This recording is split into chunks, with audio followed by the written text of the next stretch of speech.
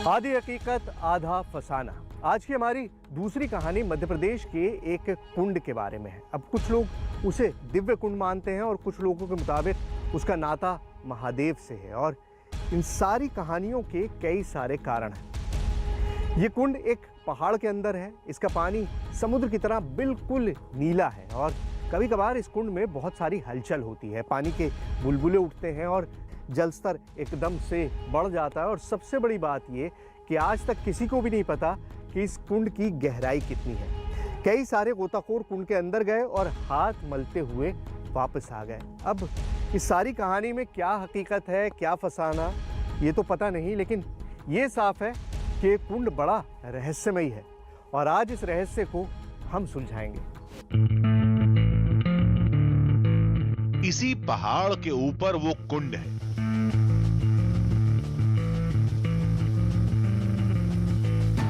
वैसे इस जगह पर ऐसे कई साक्ष्य हैं जिन्हें महाभारत के समय का बताया जाता है। कुछ मूर्तियां,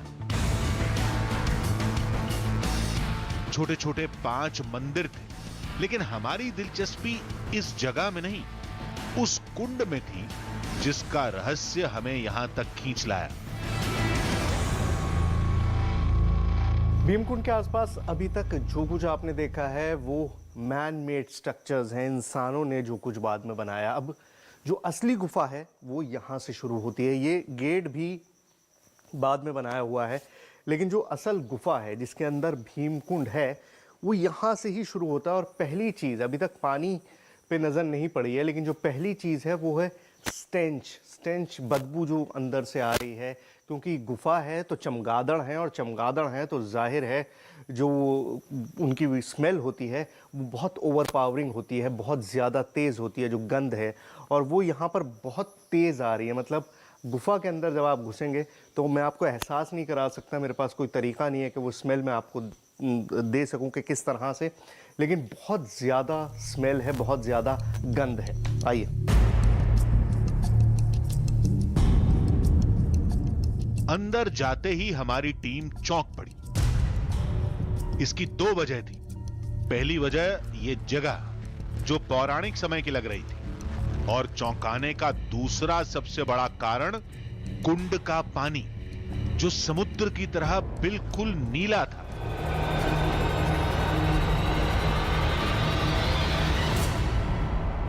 भीमकुंड में पहुंचते ही जो सबसे पहली चीज़ आपको स्ट्राइक करती है वो है इसका नीला रंग। अब मैंने बहुत ट्रैवल किया है, बहुत जगह जगह गया हूँ, बहुत अलग अलग तरह की चीज़ें देखी हैं, लेकिन किसी तालाब में, किसी कुंड में, किसी ठहरे हुए पानी में इतना गहरा नीला रंग मैंने पहले कभी नहीं देखा। और साइंस आप और हम जानते हैं कि पानी का अपना कोई रंग नहीं होता, आसमान के कलर को रिफ्लेक्ट करता है, इसलिए ब्लू दिखाई देता है। लेकिन यहाँ पर जो आसमान खुला हुआ है, चारों तरफ गुफा है, बहुत छोटा सा टुकड़ा है जो आसमान नज़र आ रहा है, और लेकिन उसके बावजूद इस कुंड का रंग जो है वो ऐसा है कि अगर आप कपड़े धोने से वाकिफ़ हों तो आपको अंदाज़ा होगा कि जब आप बाल्टी में नील घोलते हैं तो वो बिल्कुल नीला हो जाता है, और इस कुंड का रंग बिल्कुल वैसा ही है। अगर गौर से देखें तो गहरा नीला, मतलब ब्लू कलर, वो भी बहुत शार्प ब्लू कलर इसके अंदर दिखाई दे रहा है। कुंड की बनावट पर गौर किया आपने? किनारे पर तो सीढ़ियां थी जो बाद में बनाई गई, लेकिन बीच में यहां काफी गहराई थी, बिल्कुल पतली, मानो एक तंग रास्ता कहीं नीचे जा रहा है। गुफा के ऊपरी हिस्से पर छत नहीं थी, वहां से छनकर आ रही रोशनी में कुंड का नीला पानी साफ दिख रहा था। यहां की तस्वीर हूबहू वैसी ही है जैसा महाभारत की कथाओं में सुनाया जाता है। इस कुंड की कहानी जुड़ती है महाभारत के सबसे शक्तिशाली शख्स भीम से। कहते हैं अज्ञातवास के दौरान पांडवों को पानी की जरूरत थी, फिर भीम ने एक पहाड़ के ऊपरी हिस्से को फोड़कर अंदर से पानी निकाला था। हमने बहुत गुफाएं देखी हैं, कई कुंड की पड़ताल की है, लेकिन यह जगह कुछ ज्यादा ही अजीब थी। ज़्यादातर जो गुफाएं होती हैं वो बहुत सॉफ्ट पत्थर की बनी होती हैं, क्योंकि पानी के कटाव से उनके अंदर वो फॉर्मेशन बनती रहती है। लेकिन यहाँ पर पत्थर जो है वो सॉफ्ट नहीं है, जो पत्थर हैं वो बहुत हार्ड पत्थर है। इसका मतलब ये कि यहाँ पर ये पानी के कटाव से तैयार नहीं हुआ, यहाँ पर पानी ऊपर से नहीं, इनफैक्ट नीचे से आया है और उसकी वजह से ये सारी फॉर्मेशन है। तो ये थोड़ा डिफरेंट है। जिस तरह की गुफाएं हमने पहले भी बहुत सारी गुफाओं को देखा है, तो वो सारी गुफाएं पानी के कटाव से बनती हैं, लेकिन यहाँ पर ये एक नेचुरल गुफा है। ज़मीन के नीचे से कुछ ना कुछ ऐसा आया है जिसकी वजह से ये कुंड भी बना है और ये सारी गुफाएं भी बनी हैं। इस कुंड की गहराई में कई राज दफन हैं, जिन्हें हमारी टीम को एक एक करके बाहर निकालना था। पानी नीला क्यों है? क्या वाकई गहराई का पता लगाना नामुमकिन है? क्या इसका कोई एक सिरा समुद्र से जुड़ा है? और उस समय क्या हुआ जब हमारी टीम ने गोप्रो कैमरा तालाब की गहराई में भेजा? आधी हकीकत आधा फसाना। देखिए, समुद्र के पानी का नीला दिखने की एक वजह होती है। बेसिकली होता क्या है कि सूरज की किरणें जब पानी से रिफ्लेक्ट होती हैं तो नीला कलर बाहर आता है और इसीलिए हमको वो नीला दिखाई देता है। लेकिन ये कुंड तो पहाड़ के अंदर था। दूसरी बात ये कि ठहरा हुआ पानी इतना साफ कैसे हो सकता है? और सबसे ज़्यादा चौंकाने वाली बात इस कुंड की गहराई, जिसके बारे में आज तक कोई पता नहीं लगा पाया।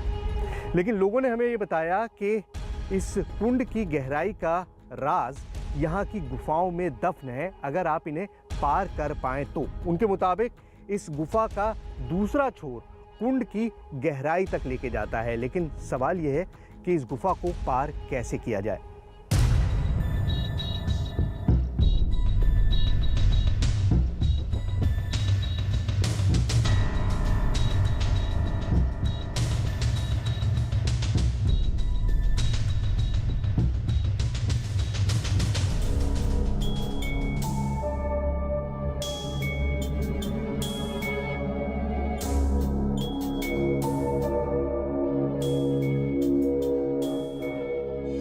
कोई कहता है कुंड में नीलमणि है, किसी के मुताबिक ये समुद्र का पानी है, कोई इसे पांडवों से जोड़ता है तो कोई महादेव और श्री कृष्ण से।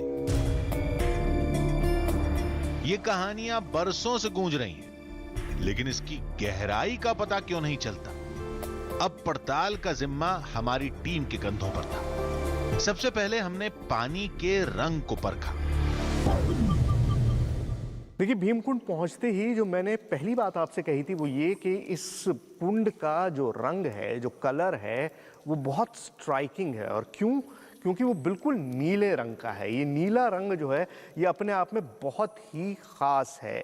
लेकिन अब जब क्लोजली मैंने इसको देखा है, करीब से मैंने देखा है, तो मुझे एहसास हुआ है कि ये पानी जो है ये बिल्कुल उसी रंगत का है जिस रंगत का कोई भी आम पानी होता है। मतलब पानी का कोई रंग नहीं होता, पानी कलरलेस होता है। तो ये पानी बिल्कुल कलरलेस है।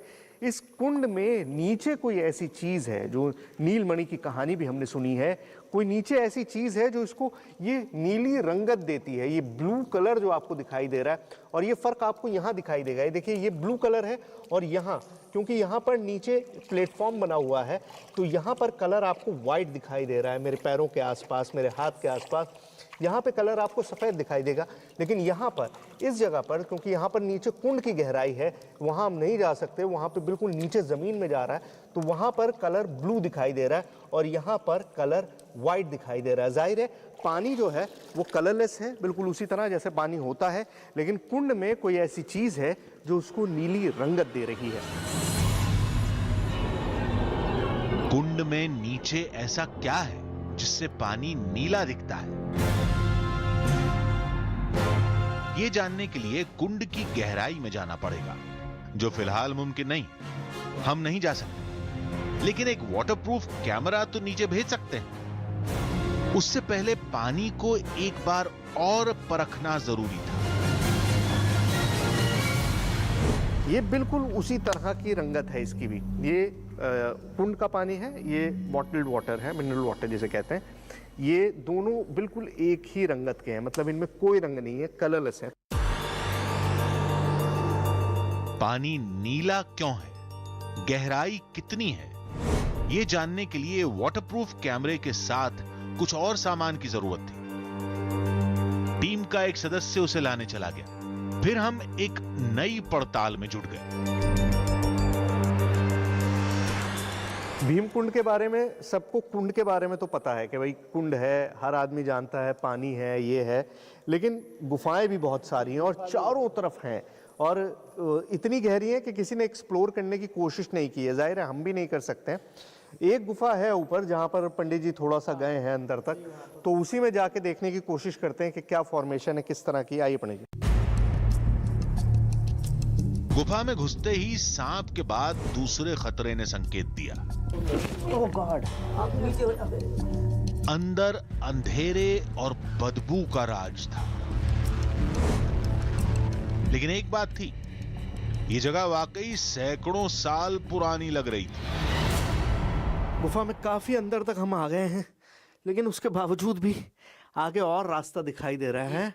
और आगे रास्ता है, और रास्ता है सर। और अंदर कहीं बैठ के, कहीं खड़े होके, कहीं लेट के जाना पड़ता है अंदर, और दम घुटने लगता है अंदर जाने में, तो वापस लौटना पड़ता है। लौटना बड़ा मुश्किल हो जाता है। हाँ, लेकिन आगे रास्ता तो और होगा। रास्ता है। क्या पता, शायद कुंड के रहस्य का दरवाजा यहीं से खुलता हो। कुछ नहीं तो महाभारत की कोई नई कहानी या पांडवों की नई निशानी ही मिल जाए। इसी उम्मीद से हमारी टीम बढ़ती रही।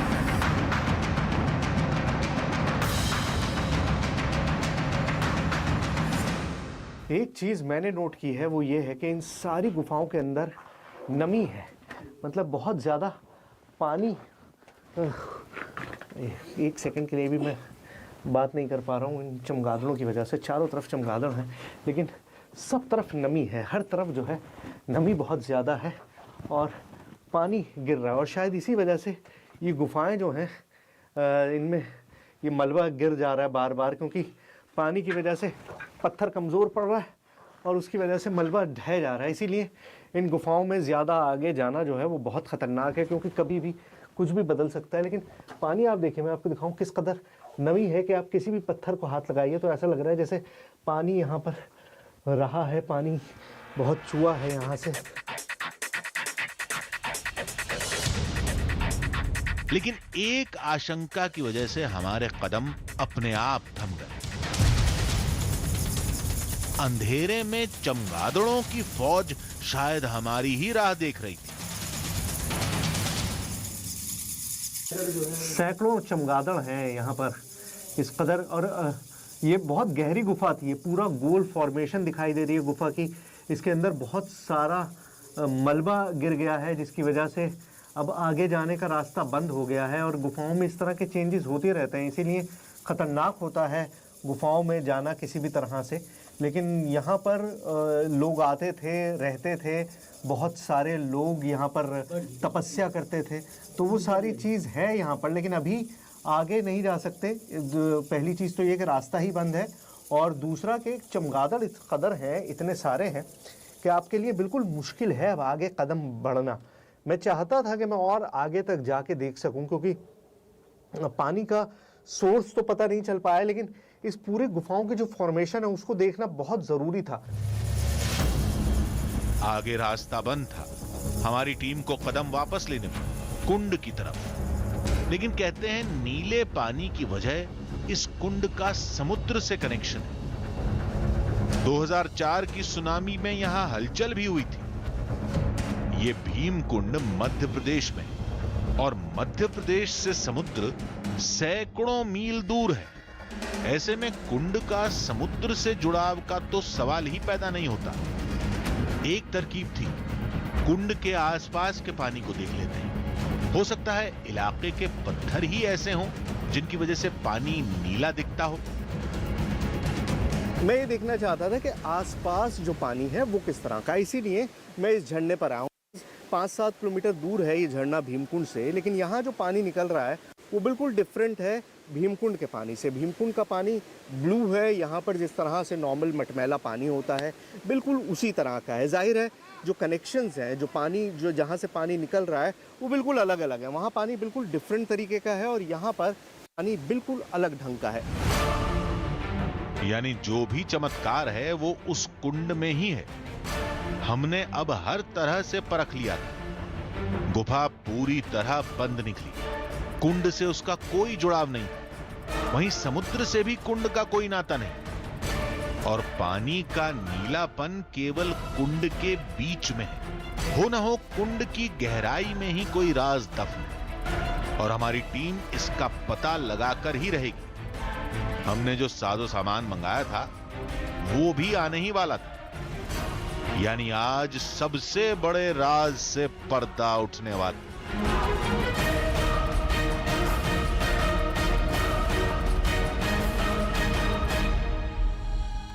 आधी हकीकत आधा फसाना। देखिए, कंदराओं में हमारी टीम को कुछ नहीं मिला। वो बहुत पुरानी थी, रास्ता बंद हो चुका था और खतरा बहुत ज्यादा था। लेकिन सवाल ये कि कुंड में पानी आता कहाँ से है, इस पानी का सोर्स कहाँ है। अगर ये सोर्स पानी के अंदर है, कुंड के अंदर है, तो वहाँ तक पहुँचा कैसे जाए। दूसरा सवाल ये कि आखिर ये पानी नीला क्यों दिखाई देता है और इस पानी में होने वाली हलचल का क्या। अब इन सारे सवालों के जवाब जानने का सिर्फ एक ही तरीका था कि हमारा कोई टीम मेंबर कैमरा लेके पानी की गहराई में उतरे और सारी हकीकत को, सारी हलचल को कैमरे में कैद करे, ताकि हमें इन सारे सवालों के जवाब मिल सके।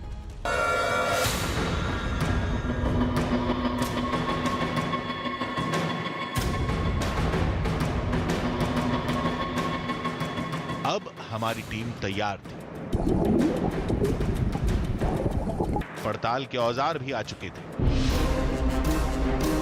गहराई पता करने के लिए 100 मीटर लंबी रस्सी और अंदर का नजारा रिकॉर्ड करने के लिए एक वाटरप्रूफ कैमरा। तब तक धूप तेज हो चुकी थी। कुंड के अंदर बहुत दूर तक साफ नजर आने लगा।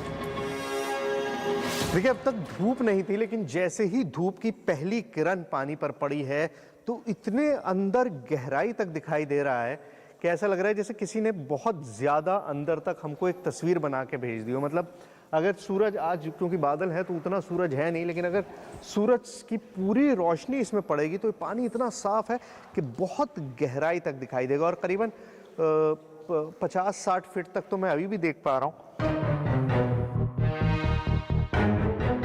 लेकिन मामला केवल 50-60 फीट का नहीं है। कुंड इससे भी ज्यादा गहरा है, जिसका पता लगाने के लिए हमारी टीम ने पूरी तैयारी कर ली। कि 100 मीटर लंबी रस्सी में लाया हूं और इसके साथ ये पत्थर बांध के मैं अंदर फेंक रहा हूं, और हम टाइम भी कैलकुलेट करेंगे। स्टॉप वॉच से ये देखेंगे कि पत्थर कितनी देर तक अंदर जाता है, कितनी गहराई में हमको महसूस होता है कि रुका है, या हमको ऐसा महसूस भी होता है या नहीं होता। तो वो कैलकुलेट करेंगे। स्टॉप वॉच भी चला रहा हूँ ताकि हमको बाद में इसका कैलकुलेशन निकाल सकें कि ये कितना है। ठीक है, चलिए शुरू करते हैं।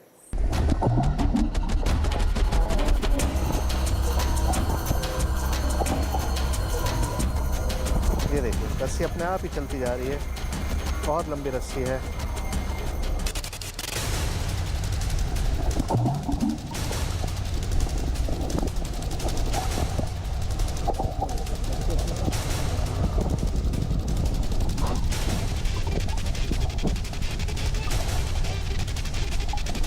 लेकिन पत्थर कहीं अटक गया।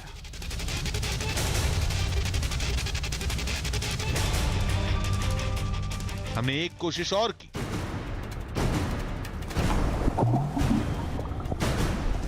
लेकिन फिर नाकाम रहे। हमने कई बार कोशिश की, लेकिन पत्थर कहीं ना कहीं फंस जाता।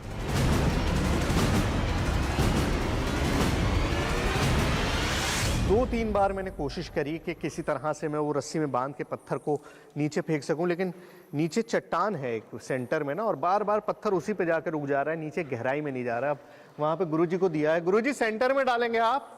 हाँ डालिए, चलिए। ये देखिए, ये डाल दिया गया। अब देखिए कितना सिंक करता है। 100 मीटर से भी ज़्यादा लंबी रस्सी है ये, 100 मीटर से भी ज़्यादा। ये देखिए, पूरी रस्सी नीचे जाती जा रही है।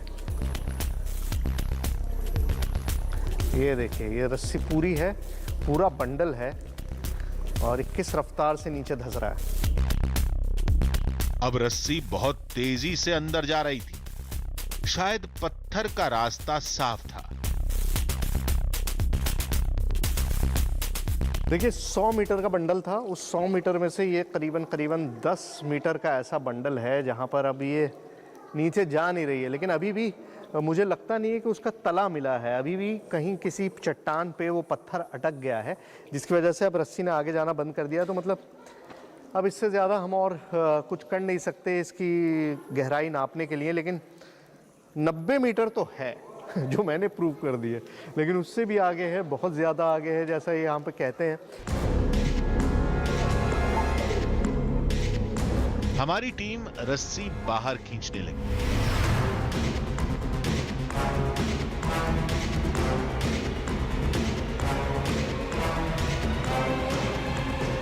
तभी बीच में वो कहीं अटक गई।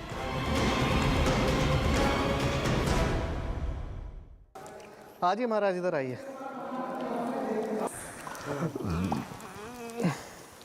अरे निकल आई रस्सी। ये अटक क्यों जाती है? ये जब भी सर कई बार रस्सियाँ डाल चुके हैं, हाँ। लेकिन अंदर जैसे निकालते निकालते कुछ रह जाती है तो ऐसा लगने लगता है जैसे किसी ने रस्सी को पकड़ लिया हो और निकालते फिर बाहर नहीं निकलती, वो फिर छोड़ ही दी थी। अच्छा, मतलब गहराई नापने के लिए जब रस्सी डालो तो अटक ही जाती है। अटक जाती है और बाहर निकलने में मुश्किल हो जाता है, तो रस्सी छोड़ देते हैं तो चली जाती है। टीम की इस हरकत से पानी में हलचल बढ़ गई। मछलियां नीचे से ऊपर आने लगी। ऐसी भी कहानियां यहाँ पर सुनी गई हैं कि यहाँ पर डॉल्फिन को भी देखा गया। अब डॉल्फिन बड़ी पिक्यूलियर है, लेकिन डॉल्फिन के अंदर एक खास बात यह है कि फ्रेश वाटर डॉल्फिन हमारे यहाँ मिलती हैं।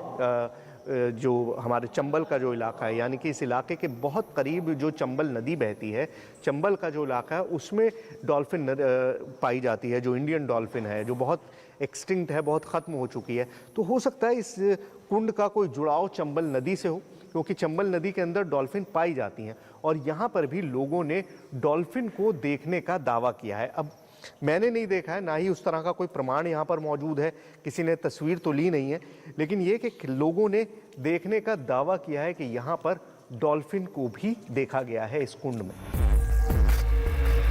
ये सब सुनी सुनाई बातें भी हो सकती हैं। अब कुंड की गहराई में कैमरा भेजने का वक्त हो गया था।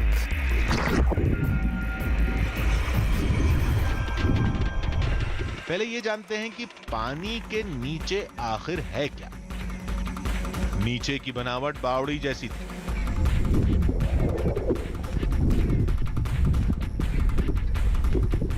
लेकिन बीच में बहुत गहराई थी। कुंड के तल में 2 बड़े बड़े सुराख थे। वहां तक जाने के लिए रस्सी का इस्तेमाल करना पड़ेगा। मेरे पास ये गोप्रो कैमरा है जिसको मैंने एक नेट में, फिश नेट में बांध दिया है और इस कैमरे को मैं नीचे डालता हूँ। अब जहाँ तक रोशनी है वहाँ तक तो ये रिकॉर्ड कर ही सकता है। तो देखते हैं कि हमको कुंड में कुछ ऐसा दिखाई देता है जो अलग है या नहीं है। Let's see. इसके साथ ये रस्सी भी बांध दी है बहुत लंबी सी, जहाँ तक मुमकिन होगा ये चला जाएगा। चलिए, तो मैं शुरू करता हूँ। इसको पानी में फेंक रहा हूँ।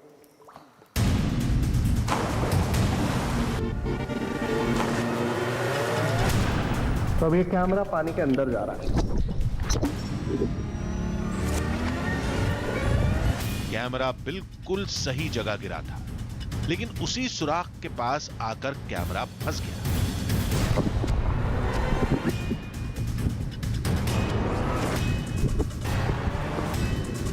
हमने कई बार कोशिश की, कैमरे को कई जगह से फेंका, लेकिन हर बार कैमरा उसी सुराख पर जाकर अटक जाता, जो करीब 90 से 100 मीटर गहरा था। कुंड के इस सुराख के नीचे क्या है, यह पता नहीं चल पाया, लेकिन इतना जरूर था कि कुंड का सारा रहस्य इसी सुराख के नीचे दफन है। भीम कुंड के रहस्य को सुलझाने की हमारी टीम ने अपनी तरफ से पूरी कोशिश की, लेकिन जितना किया वो उस कुंड की पहेली को सुलझाने के लिए काफी नहीं था। 100 मीटर की रस्सी से गहराई का कुछ अंदाजा तो लगा, लेकिन पक्के तौर पर कुछ नहीं कहा जा सकता। रही बात पानी के नीला होने और सुनामी के समय होने वाली हलचल की, तो इसके लिए कई बड़े उपकरणों के साथ वैज्ञानिकों की भी जरूरत पड़ेगी। हालांकि कुछ साल पहले कोशिश हुई थी, लेकिन वो भी नाकाम रहे थे, और शायद इन्हीं सब वजहों से लोग इस पौराणिक कुंड को चमत्कार का नाम देते हैं।